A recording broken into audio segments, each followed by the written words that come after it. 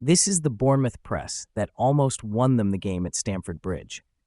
Notice how they pressed Chelsea with 5 players. Welcome to Chelsea Tactical Views, your go-to channel for detailed tactical analysis of Chelsea matches. Don't forget to like, comment, and subscribe to the channel, only if you want to. The game was a tactical contest between Enzo Maresca and Andoni Iraola, with each manager walking away with a point. Let's dive into the analysis of the 2-2-2 draw between both teams. Both teams lined up in a 4-2-3-1 formation, as they looked to match each other tactically. In the build-up phase, Chelsea attempt to progress the ball from the back, transitioning their 4-2-3-1 shape into a 3-2-4-1 structure. This transformation is initiated as Moises Caicedo drops into the midfield to form a double pivot alongside Romeo Lavia, while Enzo Fernandez pushes higher to join the attacking midfield line, creating positional superiority between the opposition's midfield and defensive lines. Bournemouth, fully aware of Chelsea's positional play and build-up tendencies, implemented an aggressive man-to-man press. Their objective was to disrupt Chelsea's rhythm by cutting off passing lanes to both the central and wide areas. Bournemouth's forwards, Antoine Semenyo and David Brooks, coordinated their press to force Chelsea into uncomfortable positions, reducing time and space for ball progression. To counteract Bournemouth's high press, Maresca instructed goalkeeper Robert Sanchez to play a proactive role in build-up play, effectively forming a temporary back four, resembling a mid-shaft defensive line, with Sanchez acting as a sweeper keeper. This positional adjustment enabled Chelsea to maintain numerical superiority in the first phase of build-up and stretch Bournemouth's press horizontally. Cucurella and Achiampong, operating as inverted fullbacks in possession, drifted wide to attract Bournemouth's pressing players, specifically Semenyo and Brooks, away from the central zones. This spatial manipulation opened up vertical passing lanes into the half spaces and central zones, allowing Sanchez or one of the central defenders to play line-breaking passes directly to the advanced midfielders, Palmer, Fernandez, Lavia, or Caicedo.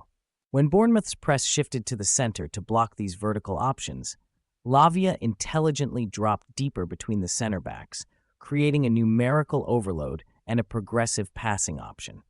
Chelsea relied on their use of third-man combinations and one-touch passing sequences to bypass Bournemouth's press. For instance, when the wide lanes were occupied, the ball was recycled through Sanchez to reset the attack, using diagonal switches to exploit space on the weak side. The wingers, Madueke and Sancho, maintained width to pin Bournemouth's fullbacks, creating space in the central corridor for late runs from Caicedo or Fernandez. These movements, coupled with fluid rotations in the attacking midfield line, ensured Chelsea retained dynamism and consistently found a spare man on the flanks. To exploit transitional moments, Chelsea's pressing traps in midfield ensured quick recoveries after turnovers, with Lavia and Caicedo anchoring the double pivot to screen counterattacks, while Enzo Fernandez and Palmer initiated secondary pressing phases to regain control higher up the pitch.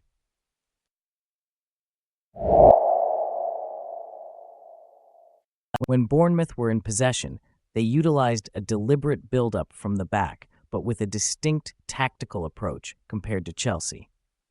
They positioned their fullbacks, Milos Kerkez and Hill, very high and wide, aiming to stretch Chelsea's defensive shape vertically and create progressive passing lanes along the flanks.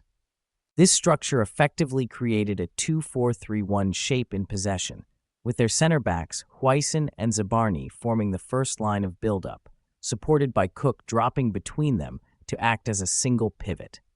Chelsea responded with a mid-block press, deploying a restrained approach with Jackson and Palmer leading the press, while Madueke and Sancho dropped into deeper positions to track Bournemouth's advanced fullbacks. This asymmetrical pressing structure was designed to deny Bournemouth numerical superiority in wide areas while forcing them into lateral circulation across the back line. The goal was to isolate Bournemouth's pivot, Cook, and limit his ability to dictate play through central zones. To bypass Chelsea's central pressing traps, Bournemouth focused on horizontal ball circulation, switching play from side to side to destabilize Chelsea's defensive shape. By overloading one side of the pitch with short, quick passes, they sought to lure Chelsea's midfielders into overcommitting before switching play to the opposite flank. This allowed Bournemouth to exploit the vacated spaces on the weak side.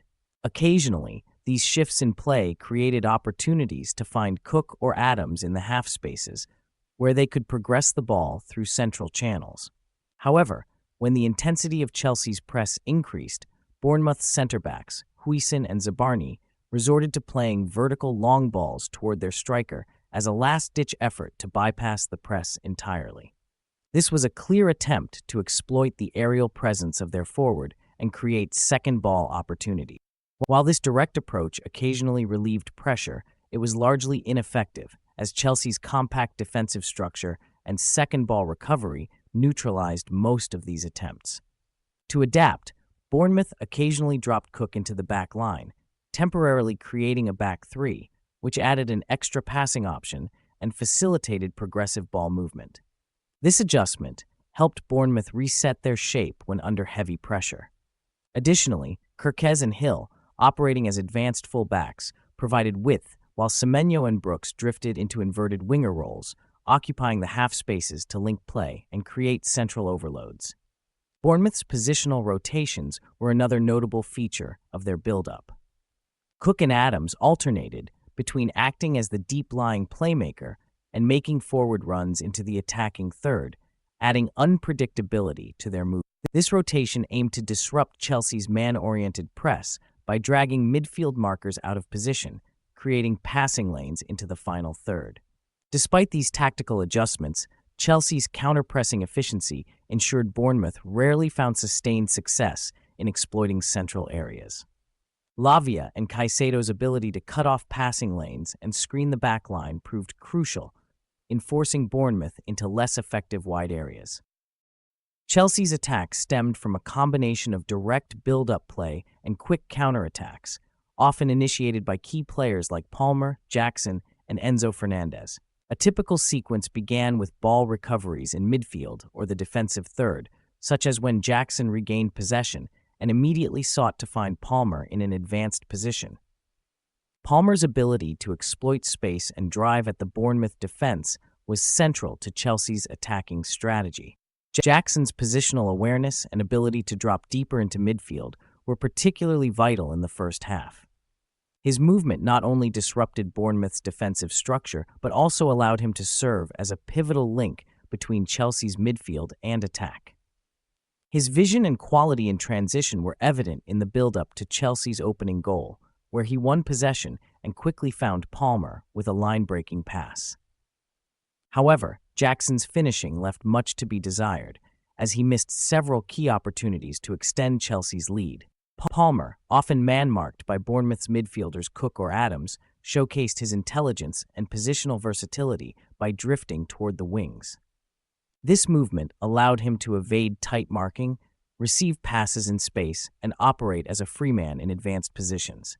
Additionally, Palmer frequently popped up in dangerous areas inside the box, capitalizing on cutbacks from Madueke or Sancho. His ability to ghost into scoring positions unnoticed made him a constant threat throughout the game. A significant portion of Chelsea's attacks came from the flanks, where their wingers posed distinct and complementary threats. Sancho, operating on the left, acted primarily as a creator. He often engaged in 1v1 situations with his marker, using his dribbling ability to penetrate into the penalty area. Rather than crossing outright, Sancho frequently delivered incisive through balls into the half spaces, enabling players like Cucurella or Enzo Fernandez to deliver dangerous crosses or cutbacks. This tactical nuance allowed Chelsea to overload the wide areas and create high-quality chances in central zone. On the right flank, Madueke provided a more direct threat with his pace and unpredictability. He hugged the touchline to stretch Bournemouth's defense horizontally, creating space for Chelsea's overlapping fullbacks or midfield runners. His ability to drive to the byline and deliver cutbacks into the box was a recurring feature of Chelsea's attack, with Palmer often arriving at the end of these sequences. To counter Chelsea's hybrid attacking approach, Bournemouth adjusted by retreating into a 4-4-2 mid-block. This defensive structure aimed to deny Chelsea space in central areas while providing coverage for overlapping fullbacks and wingers. The compact shape forced Chelsea to rely on wide combinations, with Bournemouth's wide midfielders supporting their fullbacks in 2v1 defensive situations. While this strategy helped limit Chelsea's chances to some extent, it struggled to fully contain the creativity and movement of Palmer and Sancho. Bournemouth's primary attacking strategy was centered around quick counterattacks. Their success stemmed from aggressive pressing, winning the ball high up the pitch, and exploiting Chelsea's disorganized defensive structure during transitions. Bournemouth were intentional in targeting the space left behind by Moises Caicedo, who often vacated the right-back area during Chelsea's offensive build-up. This tactic proved highly effective, as both of Bournemouth's goals were created by capitalizing on this vulnerability. Bournemouth consistently aimed to play incisive through balls into the path of Antoine Semenyo, who operated in the space behind Chelsea's back three. Semenyo's pace and directness caused significant problems for Chelsea's defense, as he repeatedly attacked the gaps between Achiampong, Colwill, and the recovering fullbacks. His productivity was remarkable, contributing directly to both of Bournemouth's goals, either through his off-the-ball runs or decisive final actions. One positive moment for Chelsea came in stoppage time when Reece James delivered a stunning free kick to equalize, marking a triumphant return from a long injury layoff.